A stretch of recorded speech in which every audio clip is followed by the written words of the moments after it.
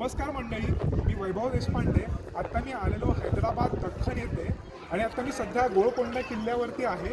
हा खूपच सुंदर किल्ला आहे आणि आपण पाहू शकता की एखाद्या म्हणजे पर्शिया किंवा टर्कीला गेल्यासारखं वाटतं. इथलं स्थापत्यशैली खूप सुंदर आहे आणि आर्किटेक्चर फारच छान आहे. म्हणजे भारतात आहोत असं वाटतच नाही. आणि किल्ला खूपच मोठा आहे, फारच मोठा हा परिसर आहे. आणि किल्ल्याचा इतिहास जातो हा 11व्या शतकामध्ये. काटकी साम्राज्य होतं, तिकडे प्रतापरुद्र नावाचा राजा होता. यांनी या किल्ल्याची बांधकाम केलं. यापुढे कालांतराने जसं सत्तांतर झालं तसा हा किल्ला बहामनी सल्तनतकडे गेला आणि बहामनी सल्तनत नंतर मग तो कुतुबशाहीकडे गेला.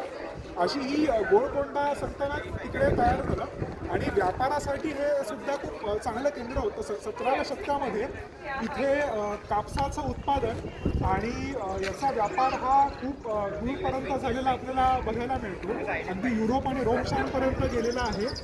आणि आपले छत्रपती शिवाजी महाराज हे 1677 साली यांनी गोळकोंडा किल्ल्यावरती भेट दिली आणि कुतुबशाहीच्या भेटीमुळे त्यांच्या काही राजकीय घडामोडीसुद्धा आपल्याला पाहायला मिळतात. खूपच सुंदर किल्ला आहे. आपण सगळ्यांनी नक्की चला भेट देऊयात. छत्रपती शिवाजी महाराज की जय.